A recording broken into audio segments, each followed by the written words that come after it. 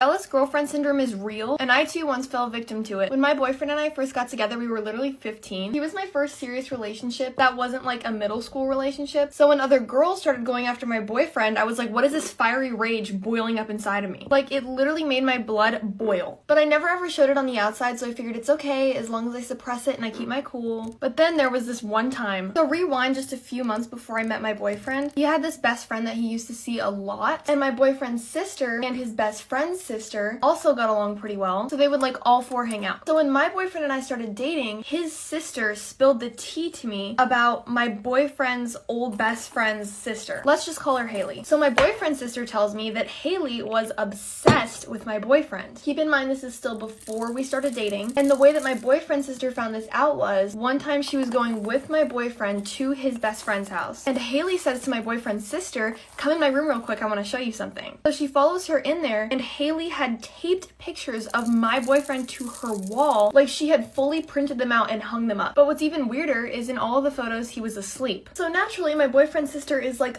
where did you get those pictures? And Haley's like, oh, I took them of him while he was sleeping.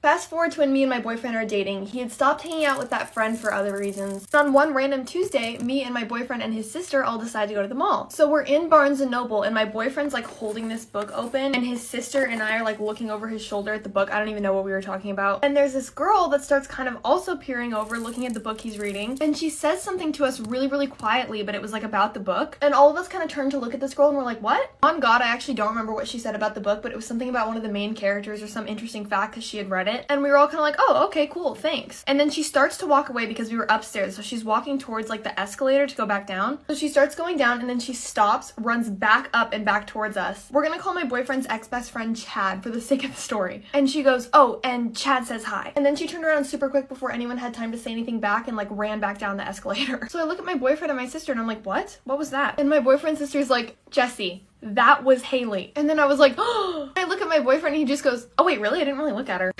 I also thought it was weird that she said Chad says hi because she didn't have time to like talk to her brother from when she had seen us in the bookstore. I honestly just think she just wanted us to know it was her because this happened like at least a year later. That was definitely not the first time something like that has happened. Don't even get me started on the girl that used to join an Xbox party with my boyfriend just so she could complain about her boyfriend to him. And then months later went around telling everyone that my boyfriend and her were best friends even though my boyfriend hadn't talked to her in months. He blocked her. So that's a story for another day. I learned when you're secure in your relationship, you're with someone who's trustworthy. At the end of the day, you won. So that thought process and knowing that I'm secure in my partner are the two things that help me overcome feeling any type of jealousy when that type of stuff happens. But on the other hand, if you can't trust your partner, and if you're worried that if another girl pursues him, he'll leave you for her, leave first. My 23 female boyfriend, 24 male, wants us to start using a human litter box for our bathroom needs so that we can save water. Me and my boyfriend have been living together for 7 months, and we have a cat who, of course, uses a litter box. My boyfriend has been oddly fascinated with the litter box the entire time we've had the cat. He was always researching kitty litter and kept extolling the virtues of how efficient the litter box is.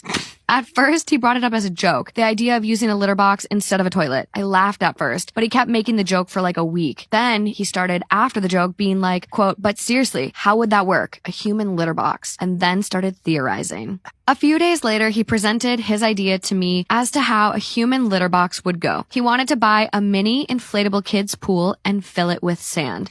This would be in our bedroom. You would squat in it and do your business. Next to it, he would put a basket with toilet paper and a scooper, and there'd be a small garbage bag next to it to scoop material into after. There would be hand sanitizer too. He was completely serious. We had an argument, and I put my foot down and said, under no circumstance are we doing this. He was pretty mad, but stopped bringing it up. Yesterday, I came home after a few hours of being out, and I heard grunting coming from our bedroom. I peered in and was horrified at what I saw. He had done it. He had put it all together. In my bedroom was an inflatable kiddie pool filled with sand, and squatting in the sand pool was my boyfriend, naked, taking a dump into the sand. I was so astounded I couldn't speak. He saw me and shrieked in surprise, shouting, "Close the door!" I slammed it in horror. I couldn't believe it. He really did it. A few minutes later, my boyfriend came out with a small closed garbage bag in his hand and said sheepishly, well, it works. Like it was no big deal. I lost my temper and basically was like, what the fuck is wrong with you? He said it was a worthy experiment, and we kept going back and forth with me saying how disgusting it was and him saying I didn't even try it yet, so I couldn't judge. By the way, the whole time he still has a bag of shit in his hands. I left to go stay with my parents and we have been texting. I don't know what to do. Aside from this, our relationship is good. Should I demand he remove the litter box? Should I let him use it, but I still use the toilet? Should I try the litter box to humor him? It is just so weird. I don't know what to do. Has anyone else had a boyfriend insist on using a human litter box?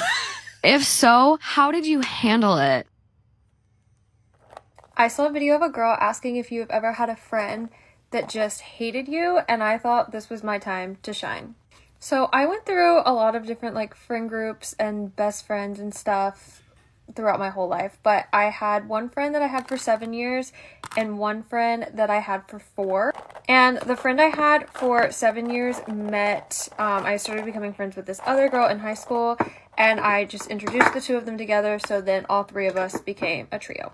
And one weird thing about my school was that we didn't have, like, people weren't just, like, friends with just one other person. Like, there weren't a whole lot of that. It was a lot of big groups. So even though we weren't popular, everybody, like, knew of us because we were that weird group that, like, the weird trio. Like, I'm telling you, even teachers knew not to separate us because we were going to, like, back together.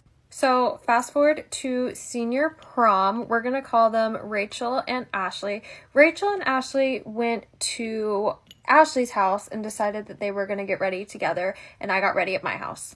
Now, this made sense because Ashley lived pretty far out, and I had a hair appointment in the middle of the day, so it didn't really make sense to drive all the way out there, drive back into town, drive back out there.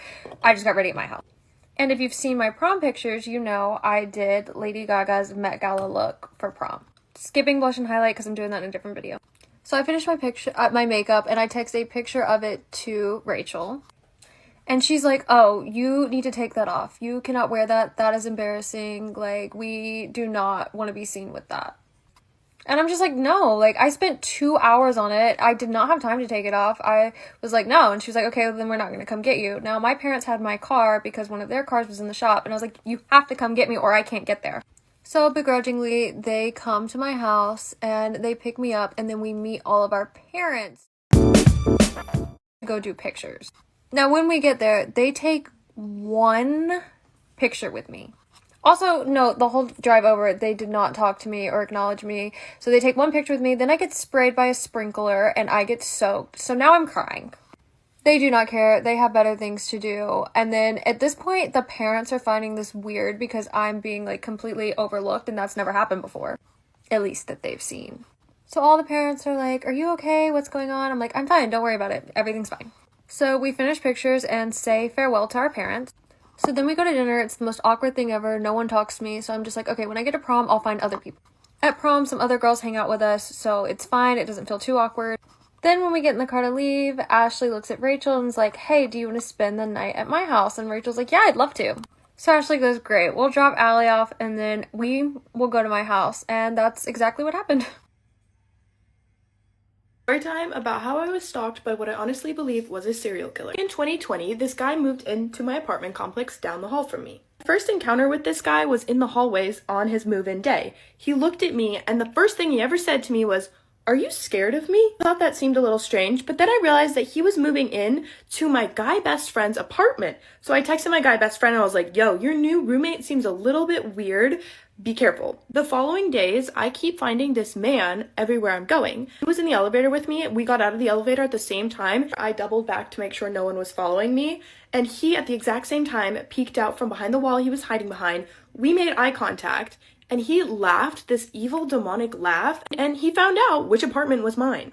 I was like, oh my gosh, like what should I do? I did call the police, but the police wouldn't take me seriously.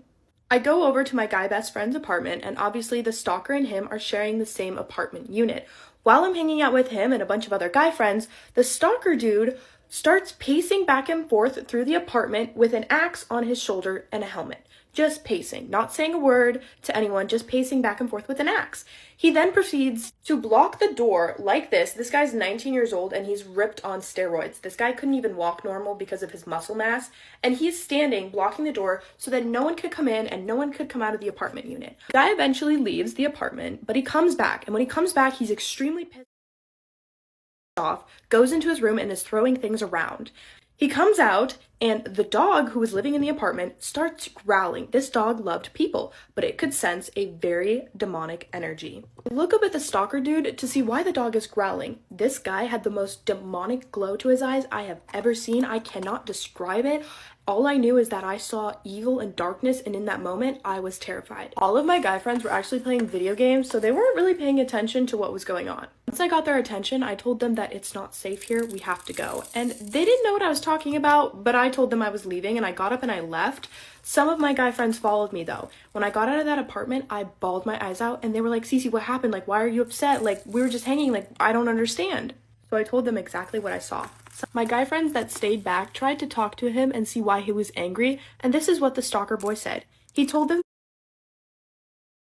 that he had a god complex and he had come to the earth to purify the unclean. He also then proceeds to tell my guy friends that he thinks about chopping up people's body parts and stowing them away. He is saying the most demonic, out-of-pocket stuff with a dead serious face, like it's not a joke to him and he's not trying to be funny. It was at this moment that my guy friends were a little bit concerned and they started to take me serious on what I was saying. I didn't stay in my apartment for about 2 weeks and I contacted the office the next morning and told them all the information about him pacing back and forth with an axe and about him telling us he's thinking about chopping up people's body parts and stowing them away. I told that to the office and they were like, well, he hasn't done anything yet, so we don't take it seriously. One day while I was over at the apartment complex gathering my clothes to go spend the night somewhere else, he shows up at my door pounding on my door. Luckily, my guy friends were over. I ran into my bedroom and I said, it's him. And they were like, how do you know? And I was like, I can feel it. And guess what? It was him. And I called the police and the police told him to stop harassing me and leave him alone. But the police, once again, were not taking me seriously. This was the second time I had contacted them about how I'm being threatened for my safety. And they didn't care. They didn't care. They didn't take it seriously. Even though the apartment complex said they had videos of him walking the halls with his axe, they still wouldn't take me seriously, and neither would the police, until Stalker Boy stalked 2 girls home from the bar one night, and then he chased them down the halls of the apartment complex with a knife. The police were called, they swarmed the building, eventually caught him, and he went to jail for 24 hours, and then was released, and got kicked out of the apartment complex, and I never saw him again.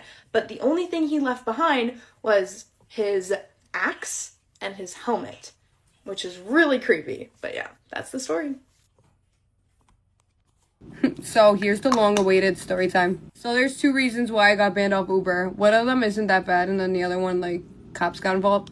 So the first reason why, and like, I like appealed this or whatever, I don't know what the hell it's called, but basically, me and my friend went out to the city, and like, me and her both got lit, like, we were done. And I called an Uber because I was like, I need to go home. Like, I feel like I'm gonna fucking throw up right now. So the Uber picked me and my friend up, and we were so happy because we're like, oh, thank God we're going home, like, whatever. And all of a sudden, the Uber just starts driving in circles, like, literally in circles. And we're like, what are you doing? Mind you, he had the whole GPS in front of him, and it was telling him he was going the wrong way. Like, so why aren't you listening to the GPS? So I was like, I'm gonna put it on my phone if you don't know where to go, and I'll tell you where to go. Like,